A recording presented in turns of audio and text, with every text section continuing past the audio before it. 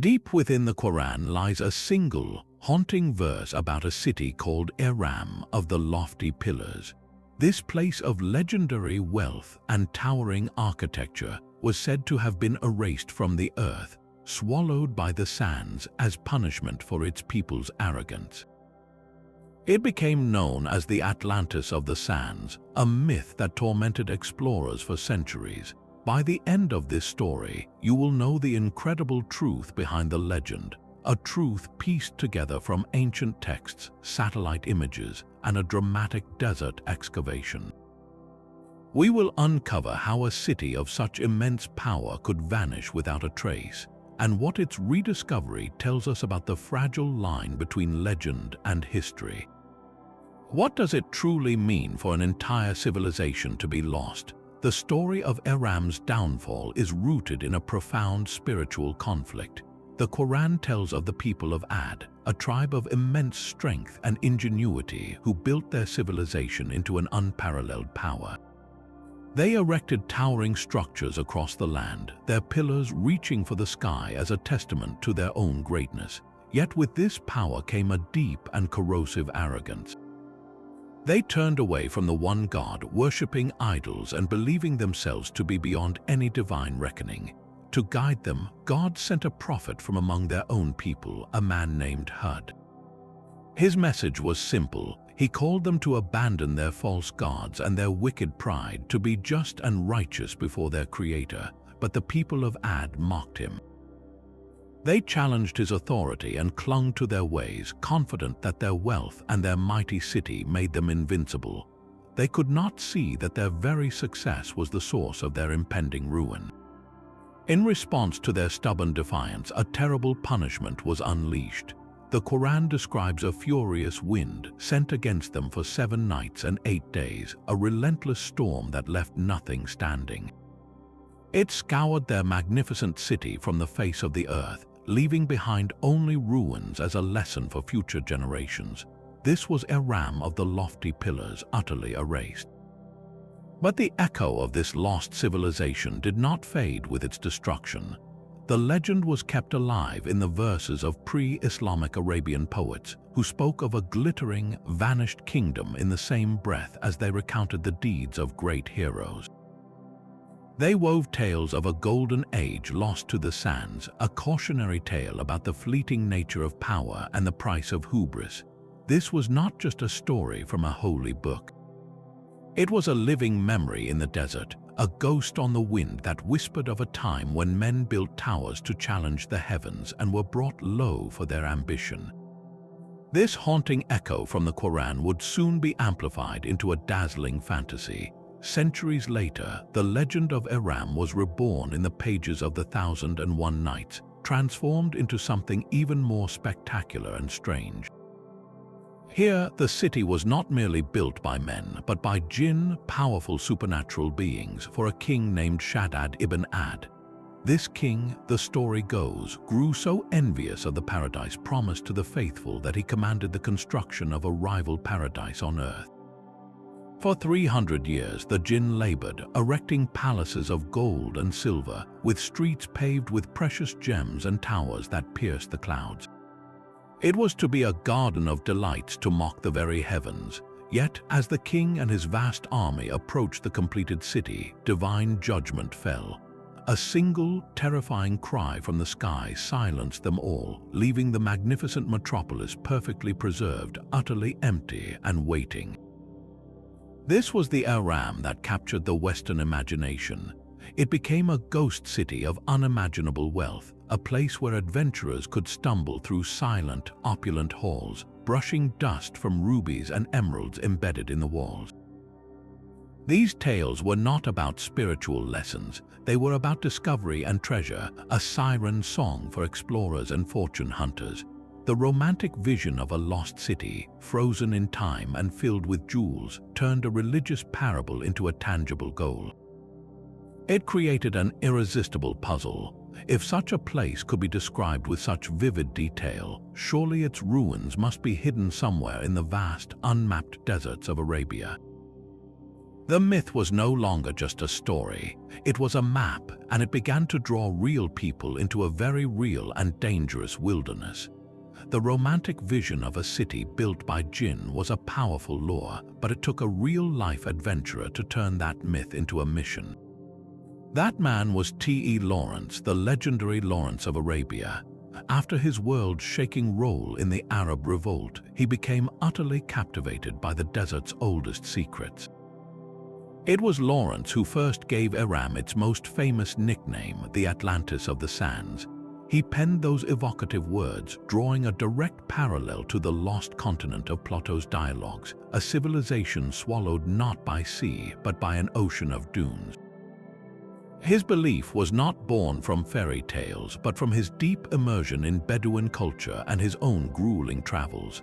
He had crossed vast deserts, sat by campfires, and listened to the elders recite poems and histories passed down for generations. From these fragments, he pieced together a conviction that a great city, a center of immense wealth and power, lay buried somewhere in the most formidable desert on earth, the Rub al-Khali, the empty quarter. This is not a small, sandy plain. The empty quarter is a true ocean of sand, a vast and lethal wilderness of shifting dunes that can reach the height of mountains. For centuries, it had defied explorers. Lawrence believed that within this immense, trackless waste, the sands had faithfully guarded their secret. His writings planted a seed in the minds of a new generation of explorers. He had provided a name and a location, transforming a vague legend into a tangible, if terrifying, destination. The search for the Atlantis of the Sands was now a challenge, a dare to the brave and the foolish to venture where even the Bedouin tread lightly.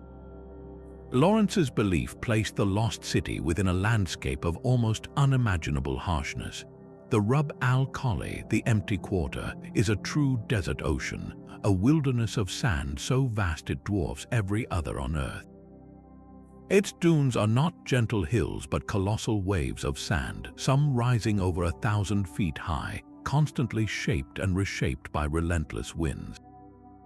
The climate is a brutal cycle of extremes. Under the midday sun, temperatures can soar high enough to cook an egg on the sand, while the nights can bring a chilling cold that seeps into the bones. Rain is so rare that years may pass without a single drop, and the few scattered wells are guarded secrets known only to the most experienced Bedouin tribes. For centuries, this was not just a difficult place to explore. It was a near impenetrable barrier, a blank space on the map that swallowed entire caravans. Its very name, the empty quarter, speaks to its absolute isolation. This is precisely why it was the perfect hiding place for a legend. A city could vanish here completely, buried not by a single cataclysm but by the slow, patient work of the wind, dune by drifting dune. The challenge for any explorer was not merely finding a needle in a haystack, it was surviving the haystack itself. The sands did not just conceal Iram. They actively defended it, turning every expedition into a life or death struggle against thirst, disorientation, and a sun that showed no mercy. The challenge of the empty quarter seemed insurmountable, a death sentence for any lone traveler. Yet in 1930, a British explorer named Bertram Thomas did the impossible.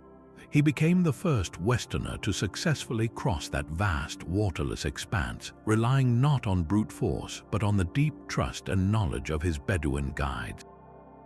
It was during this grueling, history-making journey that the legend of Iram took its first step out of myth and into the realm of possibility.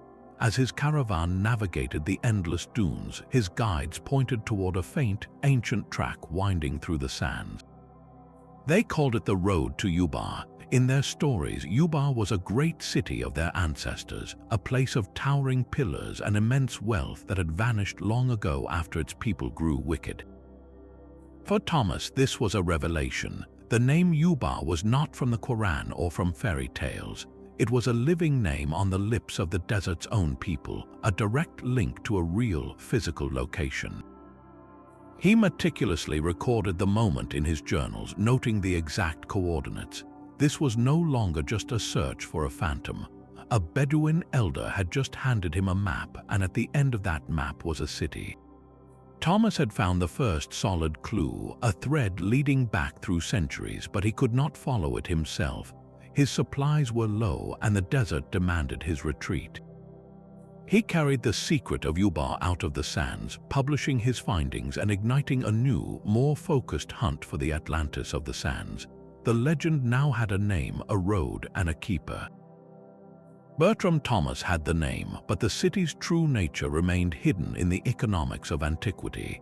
To understand how a place of such legendary wealth could rise in the middle of a desolate desert, you must follow the scent of frankincense.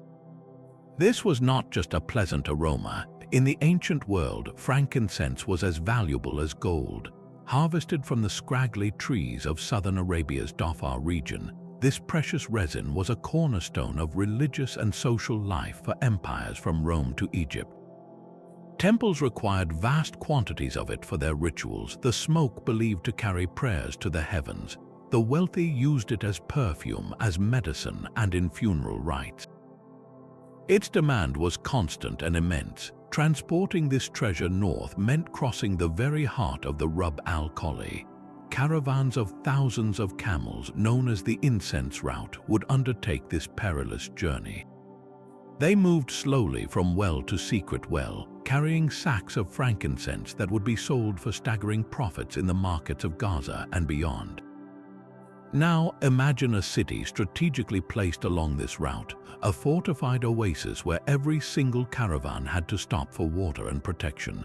Such a city would not be a mere outpost. It would be a toll gate on the most lucrative highway in the ancient world. It would control the flow of wealth, taxing every sack of resin that passed through its gates. The gold, the silver, the gems described in the legends of Iram were not gifts from jinn. They were the direct result of controlling a global commodity. The immense prosperity needed to build a city of lofty pillars in the desert becomes perfectly plausible when you realize it sat at the center of an economic web that connected the known world.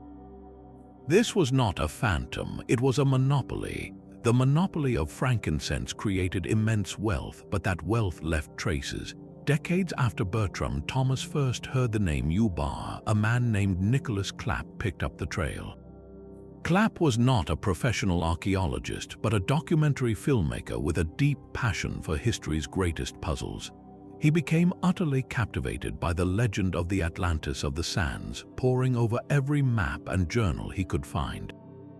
He realized that traditional ground searches were doomed. The desert was simply too vast, too good at hiding its secrets. He needed a new kind of map, one drawn not by human hands, but from the vantage point of space. His breakthrough was as audacious as it was brilliant.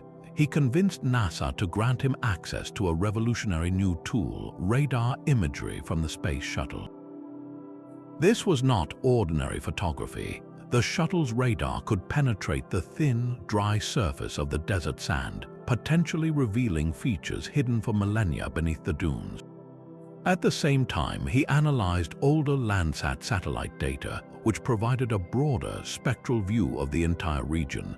His team spent countless hours staring at these ghostly images, searching for the faintest signs of human activity. They were not looking for a city itself, but for the roads that led to it. They knew the city's lifeblood was the incense trade, and that meant caravan routes. They scanned the digital landscapes, searching for the subtle, linear scars of ancient paths, tracks worn deep into the earth by the endless procession of camels and merchants. It was a monumental task, like trying to find a single, faded thread woven into a massive tapestry. Then they saw it. Amid the swirling patterns of sand, a series of faint lines converged, all pointing toward a single, unremarkable spot in modern-day Oman. Multiple ancient tracks, like spokes on a wheel, all led to one hub. The satellites had given them a target. The ghost city now had a potential address. A filmmaker with a map from space was one thing, but proving a legend required a far broader alliance. Nicholas Clapp knew his satellite images were compelling, but they were just lines on a screen. To turn those digital ghosts into a tangible discovery, he needed experts who could read the land itself. His search led him to two remarkable individuals, each a master in their own field. Dr. Joris Zarins was a seasoned archaeologist with decades of experience in the Middle East, a scholar who understood the layers of history buried beneath the sand. Dr. Ronald Blom was a pioneering geologist and a wizard with satellite data, part of the very NASA team that had helped capture the images. This was the birth of a truly unique partnership. It was not just a group of people looking for the same thing. It was a fusion of different ways of seeing the world. Clapp provided the driving vision and the historical narrative. Zarins brought the archaeologist's eye, able to interpret pottery shards and building foundations, to understand what a pile of stones meant in the grand sweep of human history. And Blom commanded the view from above, using his expertise to refine the satellite data, to filter out the visual noise of the desert and pinpoint the most promising locations for their ground search. This multidisciplinary approach was their secret weapon. They were no longer just following a map. They were cross-referencing ancient texts with orbital radar and Bedouin oral histories with geological surveys. They were building a case piece by piece from every possible angle. The legend of Iram had persisted for millennia because it was a story.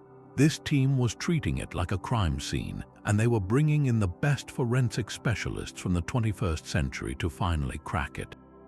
The satellite images pointed toward a place called Shisur, a name that means something powerful in the local tongue, the hole of the well. The center of this digital bullseye was not a towering dune or a hidden plateau. It was a massive, gaping sinkhole, a dramatic collapse in the limestone bedrock. From the ground, this geological anomaly would have been an unmistakable beacon in the flat, featureless desert. For any caravan master navigating the hellish expanse of the empty quarter, the sight of Shisur meant one thing above all else: survival. The sinkhole acted as a natural catchment for the region's scarce rainfall, creating a permanent, reliable water source at its base. In a land where a single day without water could mean death, this was not just a convenience. It was the very reason a city could exist here. Every single caravan traveling the incense route, every camel loaded with priceless frankincense, would have been forced to stop at Shisur. They had no other choice. This was the perfect place for a city to plant its roots, not in spite of the harsh environment, but because of it. The sinkhole was the engine of its economy. A settlement here could control the water and, by extension, control the entire trade route. It could demand taxes for safe passage, offer protection from raiders, and provide a bustling market for supplies. The legendary wealth of Iram did not materialize from thin air. It was earned, one thirsty camel and one precious sack of resin at a time, all drawn to the life-giving water at the bottom of a hole in the ground. Armed with their celestial map, the team finally stood at the edge of the Shisur sinkhole, the desert wind whipping sand against their faces. The first scrape of a trowel into the hard-packed earth was a moment charged with 2,000 years of anticipation. This was not a gentle excavation. The sun was a brutal adversary, and water was a treasure hauled in from distant wells. Yet, with every bucket of sand they removed, the ghost of Yuba began to take solid form. They did not find scattered pottery or the remnants of a temporary camp. Their tools quickly struck stone, revealing the foundations of something monumental. The shape that emerged from the sands was unmistakable, the skeleton of a massive octagonal fortress. Its walls, even in ruin, were towering and thick, built to withstand sieges and impress any approaching caravan. This was no simple watering hole or seasonal market. The sheer scale and deliberate, powerful design screamed of a permanent, strategic stronghold, a place built not just for commerce but for control. The octagonal shape itself was a statement, a complex geometric design that spoke of sophisticated engineering and a centralized authority with the resources to command such a construction. The team stood inside the outline of the fortress walls, the desert stretching out in every direction, and knew in their bones that Bertram Thomas Bedouin guides had been right. They were not just digging up old stones, they were unearthing the very heart of the incense trade, a place powerful enough to inspire legends of paradise on earth and terrible enough to warrant tales of divine destruction. The Atlantis of the sands was no longer a story. It was a wall, a corner, a fallen tower waiting to tell its true story. The true scale of the fortress was staggering. Its walls formed a near-perfect octagon, a deliberate geometric shape enclosing an area large enough to hold a significant population, at least temporarily. At each of the 8 corners stood the remains of a massive tower, their foundations sunk deep into the bedrock. These were not decorative features, they were strategic strongpoints designed to give defending archers a commanding field of view over the flat surrounding plain. Any approaching caravan or any potential enemy would have been visible for miles, their arrival watched long before they reached the gates. This was a structure built with control and security as its primary purpose. It was designed to project power, to announce to every traveler that they were entering a place of order and authority. The walls themselves were thick, built from local stone, and would have required a coordinated, skilled labor force to erect. This was not the hasty work of nomads. It was the permanent investment of a sophisticated and wealthy power, one that understood the immense value of what it was protecting. Yet, as the archaeologists dug deeper, a curious picture emerged. Inside these formidable walls, they did not find the dense, tangled ruins of a bustling city. There were no crowded residential districts, no maze-like streets of houses, no evidence of generations of families living and dying within the fortress. Instead, the interior layout was surprisingly open and functional. They uncovered the foundations of what appeared to be large barracks-like buildings, perfect for housing caravan guards and their animals. They found central areas that could have served as bustling market squares where goods were weighed, taxed, and traded. And of course, the entire complex was anchored by the life-giving water source, the sinkhole itself. This was the key that unlocked the fortress's true identity. They had not found a capital city in the traditional sense. They had uncovered a colossal caravanserai, a fortified safe haven on the world's most valuable trade route. Think of it as a grand, secure hotel and warehouse complex in the middle of a deadly desert. For weeks on end, a merchant and his camels would trek through a landscape of sun and sand, their lives perpetually at risk. Then, on the horizon, the towers of Shisar would appear. Inside those walls, they would find water for their parched animals, a safe place to sleep without fear of raiders, a market to sell their goods or resupply, and the armed might of the fortress's owners ensuring the rule of law. The legendary wealth of Iram was not stored in public palaces, but in the taxes collected at the gate and the security sold within. The fortress was not a home for a vast population. It was a machine for generating and protecting profit, a brilliant and ruthless enterprise built around a single, irreplaceable well. This theory transforms the legend into a practical reality. Imagine a team of weary merchants, their camels laden with sacks of priceless frankincense resin, emerging from the shimmering heat haze of the empty quarter. The sight of Shisar's towering walls and corner towers was not just a relief, it was a necessity. Inside this fortified octagon, they entered a world of controlled commerce and security. The open interior would have been a cacophony of sounds and smells, the grunting of camels being watered at the sinkhole, the shouts of guards, the chatter of traders haggling in a dozen different languages. This was not a silent, mythical city of jinn. It was a bustling, wealthy, and intensely functional trade hub, a giant, secure service station on the world's most dangerous highway. The merchants would pay taxes on their goods at the gate, a toll for the protection and water the fortress provided. They could then rest in the barracks-like structures, repair their gear, and trade not just frankincense but spices, textiles, and information from distant lands. The fortress itself likely served as a massive communal warehouse where sacks of resin were stored in the dry desert air, safe from raiders until the next leg of the journey north. Its legendary wealth was not locked in gem-paved streets, but in this constant, flowing river of tariff and trade. So why would such a prosperous and vital hub simply vanish from the earth? Its very success contained the seeds of its own destruction, rooted not in divine anger, but in the fragile geology beneath its mighty walls. The fortress's immense power was also its single point of failure. The very geology that gave it life was also preparing its tomb. As the archaeologists cleared the sand from the foundations, they uncovered a scene of shocking and sudden destruction. The mighty walls had not simply crumbled from age or been toppled by invaders. On one entire side of the great octagon, the ground had simply given way. A massive section of the fortress, including one of its formidable corner towers, had vanished into a gaping chasm. The evidence was undeniable. The limestone bedrock beneath the fortress was not solid. It was riddled with caverns, a natural consequence of water slowly dissolving the rock over millennia. The sinkhole that provided the city's precious water was not a stable well, but the visible mouth of this entire underground network. For generations, the people of Yuba had drawn water from this cavity, unaware that they were building their empire on a fragile shell.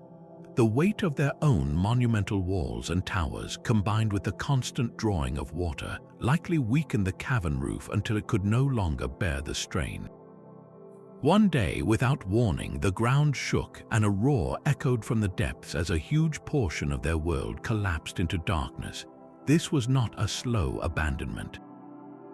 This was a catastrophic, single-event demise that would have been seared into the memory of any survivors. The city did not fade away. It was physically consumed by the earth. Can you picture the scene for a caravan approaching from the desert? They would have journeyed for days, anticipating the sight of those reassuring towers on the horizon. Instead, they would have found only a shattered ruin, a fresh scar in the earth, and a silence where there was once the clamor of life. The life-giving well was now a tomb, choked with the rubble of the fortress it once sustained. This geological disaster provides a stunningly plausible explanation for the city's legendary end. A cataclysm so complete and so sudden could only be understood by future generations as an act of divine wrath. The furious wind described in the Quran, scouring the city from the earth, finds its echo in the real, crushing collapse of the ground. The people who told these stories were not inventing a punishment. They were preserving the terrifying truth of a city that was, quite literally, swallowed by the sands. The true story of this lost fortress was not written only in its fallen stones, but in the small, everyday objects left behind in the dust. As the archaeologists sifted carefully through the rubble, they uncovered a treasure trove of humble artifacts that painted a vivid portrait of a bustling, connected world. In one corner of the ruins, tucked against a fallen wall, they found a dark, lumpy substance. It was frankincense resin, hardened and preserved by the dry desert air for nearly 2,000 years. This was not a legendary treasure of jewels, but the raw, tangible proof of the city's lifeblood.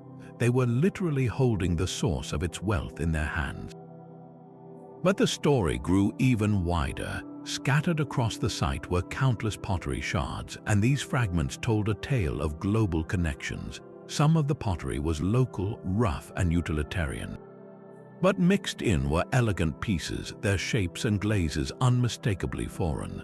There were shards of fine Roman amphorae, the kind used to transport wine and olive oil across the empire. They found pieces of delicate Greek pottery and styles from Mesopotamia. Each of these broken pieces was a silent witness to a merchant who had journeyed from a distant civilization, their goods carried on the backs of camels to this very spot. The discovery of coins sealed the argument. Stamped with the profiles of Roman emperors and other rulers, these small metal discs provided an undeniable timeline. They firmly dated the fortress's peak activity to the centuries when the frankincense trade was at its most lucrative, from around 2,000 years before the Common Era to 300 years after. This was not a myth from a timeless past. It was a functioning, powerful hub at the precise moment in history when the demand for incense was fueling empires. These small finds transformed the legend into a living, breathing crossroads. The fortress was not an isolated kingdom. It was a global village, a place where a trader from Rome could barter with a merchant from India. Their negotiations conducted in the shadow of towers that reached for the sky, all made possible by the scent of sacred smoke. Yet the discovery at Shisar did not settle the legend. It ignited a new debate among scholars. Was this fortress truly the fabled Iram of the Pillars? Skeptics raise a powerful point. The ruins, while impressive, do not match the scale of a legendary metropolis. This was a formidable fortress and a wealthy caravanserai, but where are the sprawling residential quarters, the grand public plazas, and especially the lofty pillars described in the Quran and the epic tales? The site lacks the monumental architecture one would expect from a city of such immense, almost mythical renown. The pillars of the story, they argue, were likely metaphorical, representing the city's power and pride, not literal columns of stone. So, if this is not Iram itself, then what did the team actually find? A compelling counter-argument suggests we have been thinking about the name all wrong. Perhaps Yuba or Iram was never the name of a single, solitary city. Think of it like the modern term Silicon Valley. It is not one building or one town, but an entire region defined by a single, powerful industry. In the same way, Yuba could have been the name for the entire incense trade network in this part of Arabia, a confederation of settlements and outposts that controlled the flow of wealth. In this view, Shisar was not the entire kingdom. It was the beating heart of that network, the central fortress that guarded its most vital resource. It was the key that unlocked the entire system, the place so crucial that its name became synonymous with the entire lucrative operation. Its catastrophic collapse would have been a death blow to the entire regional trade system, an event so devastating it would be remembered for centuries as the fall of a legendary city. The debate continues not as a failure of the discovery, but as its greatest success, proving that the truth behind a 2,000-year-old mystery is often more complex and more fascinating than the myth itself. The debate over Shisar is far from settled, and other voices on the archaeological map point to entirely different locations. While the sinkhole fortress presents a compelling case, other explorers have staked their reputations on the idea that the true Iram lies elsewhere, perhaps hidden in the dramatic landscapes of Yemen. One of the most prominent figures in this alternative search was a British explorer named Sir Ranulph Fiennes. In the 1990s, concurrent with the Shisar excavation, Fiennes led his own expedition into the Yemeni sector of the Empty Quarter. He was following clues from different ancient texts and local traditions that pointed toward a massive, undiscovered ruin deep within the dunes. His team faced the same brutal conditions, but they emerged with a different conclusion. They believed the evidence, from pottery scatters to the layout of ancient tracks, pointed to a site entirely separate from the Omani fortress. Their argument suggested that the legend of a single, monolithic city might be a simplification. The fabulous stories of Iram could be a cultural memory, a composite of several wealthy, powerful caravan cities that dotted the incense route. Each one, in its own time and place, might have been known for its pillars and its pride, and the catastrophic end of any one of them could have fueled a tale of divine punishment that eventually absorbed them all. This theory transforms Iram from a pin on a map into a powerful, recurring idea. It was not necessarily one city that fell, but the recurring fate of any civilization that grows too arrogant, too reliant on its wealth, and too blind to the fragility of the world it built. The desert, after all, has swallowed many places. Why would it have only one cautionary tale? Another potential site lies in the ancient, rain-swept highlands of Yemen at a place called Wadi Makir. Here, archaeologists have uncovered the remains of a sophisticated civilization, complete with impressive irrigation systems and towering structures. Proponents of this location argue that the description of lofty pillars fits these ruins more accurately than the functional towers of a desert caravanserai. They propose that a cataclysm, perhaps a massive, drought-induced famine or a dramatic seismic event, could have destroyed this advanced society, with the story of its downfall then traveling along the trade routes and merging with other tales of loss. This idea of a composite legend is perhaps the most fascinating of all. It suggests that our deepest myths are not born from a single event, but are woven together from many threads of truth. The furious wind, the swallowed city, the people of pride, these are universal themes. They could have happened to different people in different deserts at different times. The human mind, seeking pattern and meaning, then braided these separate tragedies into one unforgettable story, a story powerful enough to be etched into a holy book and to haunt the dreams of explorers for 2,000 years. So the search does not end with one discovery.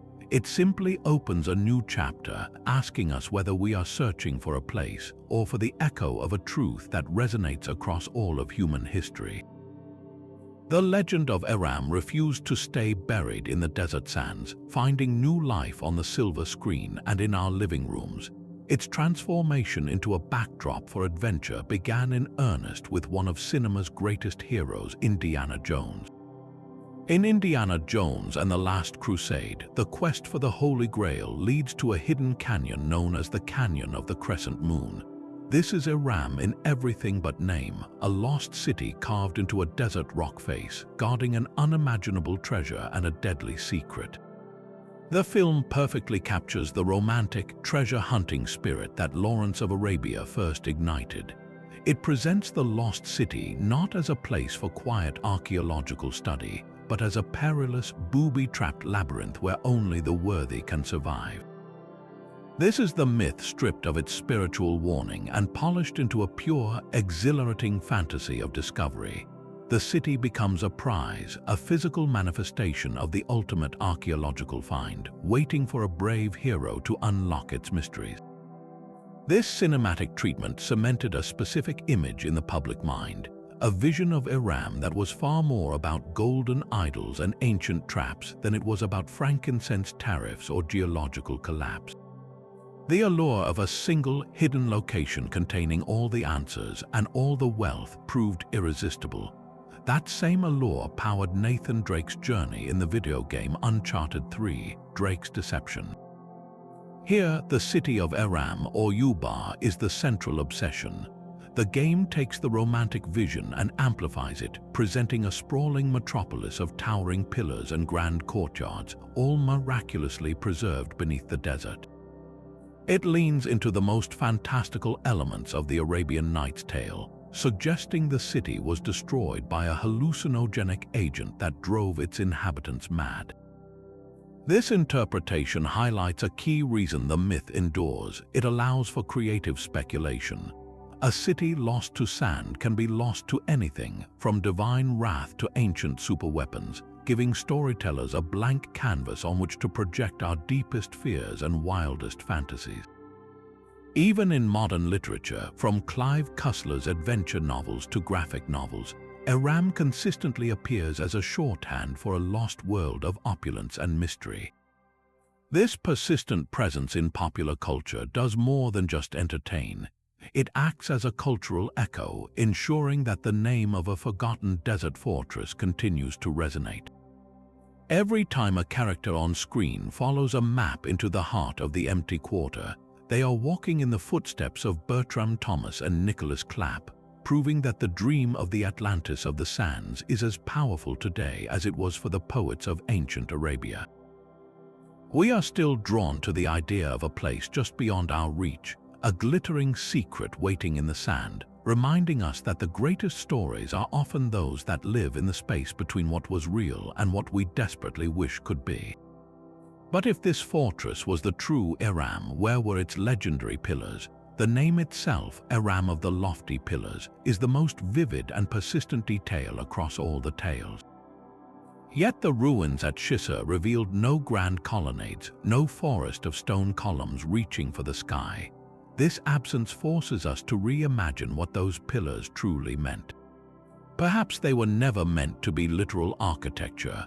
What if the pillars were a metaphor for the very foundations of the city's immense power? The first pillar was frankincense itself, the aromatic resin that built its wealth.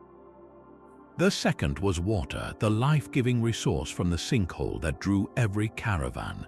The third was the trade route, the invisible road of commerce that connected continents. And the fourth was the fortress itself, the imposing walls that guaranteed security. These four pillars supported an entire empire in the sand. Another possibility draws from the deep roots of desert life. For a nomadic people, the ultimate symbol of wealth and status was not a stone palace but a grand tent. The most magnificent tents were supported by towering poles, holding up vast expanses of woven fabric. Could the lofty pillars have been a poetic description of a spectacular nomadic encampment, a temporary city of such opulence that its memory was frozen in time as a metropolis of stone? Or step outside the fortress walls and look at the desert landscape itself. The region is dotted with spectacular natural rock formations, great fingers of stone that have been eroded by wind and sand over millennia. To a traveler from the lush north, these towering, solitary sentinels of rock would have been awe-inspiring, the true pillars of the desert. A city known for its association with these monumental natural features could easily earn the name in the stories told around distant campfires. The power of a metaphor is that it outlasts the physical world. The stone columns, if they ever existed, have long since crumbled to dust. But the idea of the pillars, the fundamental supports of a civilization that dared to build itself in the heart of nothingness, that idea is unshakable. It is the idea that truly haunts us long after the search for ruins is done. The ground did not need to swallow the fortress for it to die. Even if its walls had stood for another century, its heart had already stopped beating. The lifeblood of the frankincense trade, which had pulsed through the desert for generations, was slowly draining away. The decline began far from the sands of Arabia in the shifting fortunes of empires. The Roman Empire, once the world's most insatiable consumer of incense for its temples and rituals, began its long, slow fragmentation. As political instability grew and economic power waned, the vast coffers that funded the purchase of endless sacks of frankincense began to shrink. The demand did not vanish overnight, but the golden river of wealth began to narrow, becoming a stream and then a trickle. A caravan master who once led 1,000 camels north might find his market shrinking, his profits no longer justifying the lethal risk of the desert crossing. But an even more profound shift was underway on the waves. For centuries, the desert route was the only viable path, but by the dawn of the Common Era, sailors were mastering the monsoon winds of the Indian Ocean. A merchant could now load his frankincense onto a ship on the southern coast of Arabia and sail directly to ports in Egypt, India, and beyond. This sea route was faster, could carry vastly more cargo, and avoided the countless dangers of the desert, from raiders to the relentless sun. Why would any sane merchant choose to risk his life and goods on a month-long trek through the empty quarter when a ship could do the job in a fraction of the time? One by one, the caravans stopped coming. The ancient tracks, worn deep by millennia of camel hooves, began to fade under the drifting sand. The fortress at Shisar, once a bustling hub of a dozen languages, fell silent. The guards had no one to protect, the merchants had no one to trade with, and the water in the sinkhole, once worth its weight in gold, became just water. Without the economic reason to exist, the fortress was just a collection of stones in a very inconvenient place. Its people likely drifted away, joining other tribes or moving to coastal towns where the new economy was flourishing. The great machine of Ubar had run out of fuel. This slow death by economics is a different kind of loss, one just as final as a catastrophic collapse. A city is not just its buildings, it is the purpose that animates them. When that purpose vanishes, the city becomes a ghost, its abandonment a quiet, drawn-out echo of the legendary destruction. The sands did not need to swallow Iram in a single, dramatic event. They simply waited for the world to forget why it was ever there, and then they patiently moved in. The story of Iram is a blueprint for a new kind of archaeology. It proves that the greatest discoveries no longer begin with a shovel in the sand, but with a cursor on a screen.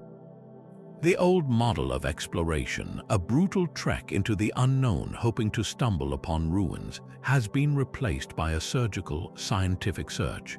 We now have the ability to scan entire landscapes from orbit, to peer beneath the Earth's surface without breaking the ground. This is a fundamental shift from destructive digging to intelligent listening. The desert, once an impenetrable veil, has become a transparent map. The key that unlocked Shisar was not just the perseverance of explorers, but the cold, precise eye of a machine orbiting hundreds of miles above the Earth. Those faint lines on the satellite images, the ancient caravan tracks, were invisible from the ground, erased by centuries of wind. From space, however, the accumulated weight of history became visible. The collective path of countless camels walking the same route for generations left a spectral signature that only technology could decode. This is like finding the ghost of a road, a memory of movement etched into the planet itself. What other lost pathways, what other convergences of ancient traffic are waiting to be seen from this God's eye view? The discovery of the fortress was a triumph of pattern recognition, of teaching a computer to see what the human eye had missed for millennia. Once a potential site is identified from above, the next wave of technology takes over. Ground-penetrating radar, or GPR, acts like an X-ray for the Earth. By sending radar pulses into the ground and measuring the returning signals, it can construct a three-dimensional image of what lies beneath.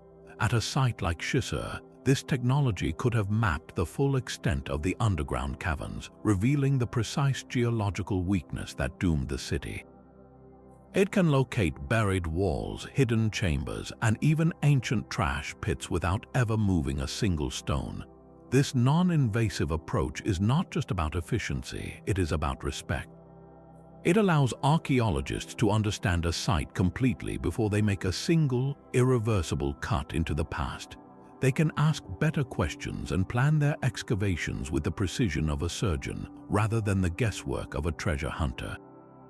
This technological toolbox is constantly expanding. LiDAR, which uses lasers to map terrain from the air, can strip away dense jungle canopy to reveal entire cities hidden for centuries. Drones equipped with thermal cameras can detect subtle temperature differences in the soil that betray the presence of buried structures. Each of these tools provides a different way of listening to the whispers of the past. The search for lost civilizations is no longer a question of where we can physically travel, but of how cleverly we can look. The sands may have swallowed Iram, but they could not hide its echo from our machines. What other lost worlds, what other forgotten chapters of human ambition are waiting just beneath the surface, silently broadcasting their location to those who know how to tune in? The desert does not give up its secrets easily, but it does whisper them to those who have learned its language. For centuries, the true librarians of the Iram story were not scholars in distant libraries, but the Bedouin people, whose oral histories formed a living, breathing archive carried on the wind. Their guidance was the first and most crucial map. When Bertram Thomas became the first Westerner to cross the empty quarter, his survival and his success hinged entirely on the deep, hard-won trust of his Bedouin companions. It was not a map drawn on parchment that led him to Yubar, but a story shared by a fire, a tale passed from father to son for countless generations. An elder in his caravan pointed to a faint path in the sand and gave it a name, the road to Yubar. In that single, unassuming moment, a myth solidified into a destination. The Bedouin were not merely guides, they were the memory of the land itself, their stories acting as a precise and reliable compass. They knew the locations of long-vanished wells, the meanings of weathered place names, and the routes that had sustained their ancestors. Their oral tradition was a sophisticated historical record, meticulously preserved through poetry and narrative, ensuring that the fate of a proud city brought low by its own arrogance would never be forgotten. They understood the desert's most fundamental law, that a story is as essential for survival as water, for it tells you where you have been and warns you of what is to come. Without their stewardship, the legend of Iram might have remained forever trapped in the pages of a book, a beautiful fiction with no anchor in the world. Instead, they provided the anchor, a thread of human memory stretching back 2,000 years, patiently waiting for someone to arrive who was ready to listen. The story of Iram taps into a deep, almost primal fascination we share for what is no longer there. We are drawn to the ghost of a city, to the silence that follows a great and terrible noise. This is not merely a curiosity about history. It is a profound engagement with the mystery of our own existence. Lost cities represent the ultimate puzzle, a crime scene where the victim is an entire civilization, and the only clues are fragments of pottery and whispers in the sand. They challenge us to become detectives of the past, piecing together a narrative from shattered evidence. Imagine holding a single, worn coin stamped with the profile of a forgotten king. That coin is a key not just to a treasury but to a worldview, an economy, a person who lived and breathed 2,000 years ago. It is a tangible connection to a human story that was almost erased. This is the treasure we truly seek, not gold or gems but understanding. The legend of a city swallowed whole by the desert forces us to confront the fragility of our own world. Our modern cities of steel and glass feel permanent, immutable, but Iram, with its lofty pillars and legendary wealth, must have felt just as solid to its people. Its catastrophic end, whether by geological accident or economic collapse, is a stark reminder that no civilization, no matter how powerful, is immune to the turning of the world. The desert sands are a great equalizer, patiently waiting to reclaim everything we build. This is the haunting beauty of the lost city myth. It holds up a mirror to our own ambitions and our own potential for hubris. We hear the story of a people punished for their arrogance, and we cannot help but measure our own society against that ancient ruler. Are we, too, building towers that challenge the heavens? Are we ignoring the fragile ground upon which our own prosperity is built? A lost city is more than a collection of ruins. It is a cautionary tale written in stone and sand, a story that continues to whisper its warning across the centuries, asking us the most urgent of questions: what will we leave behind, and what will our own legacy be when the wind finally has its say? Even with the fortress walls now exposed to the sun, the mystery of Iram is far from solved. The discovery at Shisar feels more like a beginning than an end. If this was the heart of the U-Bahn network, where are the other vital organs? Could the sprawling residential districts, the grand public squares, and the true city of the legend still lie buried beneath an untouched dune 100 miles away? Perhaps Shisar was just the command center, the heavily fortified bank, while the actual metropolis with its lofty pillars flourished around another yet undiscovered oasis. The sheer scale of the empty quarter means that an entire city could remain hidden in a place no satellite has yet analyzed in the right way, under conditions no human has yet witnessed. And what of the people themselves? The fortress tells us about their trade and their final moments, but what did they believe? What gods did they worship before their downfall? Their voices are silent, no royal archives, no personal letters, no inscribed stelae boasting of their king's accomplishments have been found. Their story is told only through broken pottery and the accounts of their enemies. Future discoveries might come from an entirely different direction. A forgotten manuscript sitting undetected in a library in Istanbul or Rome could contain a merchant's diary detailing his journey to Yuba, describing its streets and its people in vivid detail. A new translation of a South Arabian inscription, currently indecipherable, might suddenly name the city and its ruler, providing the final, undeniable piece of evidence. The technology that found Shisar is already primitive compared to what is emerging. Imagine satellite sensors that can detect not just shapes under the sand, but the chemical composition of the soil, pinpointing areas of ancient human habitation by the ghostly residue of their waste and their industry. Or autonomous drones that can map thousands of square miles of dune fields with ground-penetrating radar, creating a complete subterranean map of the entire region in a fraction of the time it once took. The sand has guarded its secret for 2 millennia. It may only be waiting for us to ask the right question with the right tool before it finally gives up the rest of its story. The journey of Iram is a tapestry woven from scripture, poetry, and science. It began with a single, haunting verse in the Quran speaking of a city erased for its arrogance. It was kept alive in the epic tales of the Arabian Nights, transformed into a paradise built by jinn. For centuries it was a ghost, a name whispered on the desert wind. Then came the explorers, from Lawrence of Arabia, who gave it a name, to Bertram Thomas, who was shown its road. The puzzle was finally solved not by a lone adventurer with a shovel, but by a filmmaker looking down from space, whose satellite images revealed the ghostly tracks of ancient caravans converging on a single, unremarkable spot in the Omani desert. That discovery led to the dig, to the moment the team brushed away the sand to reveal the massive octagonal fortress, its walls and towers telling a story of immense power and a sudden, catastrophic end. Whether these ruins are the literal Iram of the lofty pillars is a debate that may never be fully settled, but that debate almost misses the point. The true discovery was not a city named Iram, but the lost world of the frankincense traders.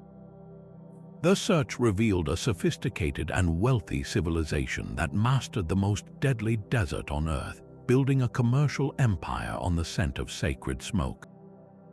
It showed us a global crossroads where Roman coins mingled with Greek pottery, all drawn to the life-giving water of a sinkhole. The legend, in the end, was a gateway. It led us to a profound truth about human ambition, ingenuity, and fragility. The story of a city swallowed by the sands loses none of its power when we learn it was likely a fortress that collapsed into a cavern. If anything, it becomes more resonant. It reminds us that our greatest stories are born from real human experiences, from triumphs and tragedies so immense they can only be understood as myths.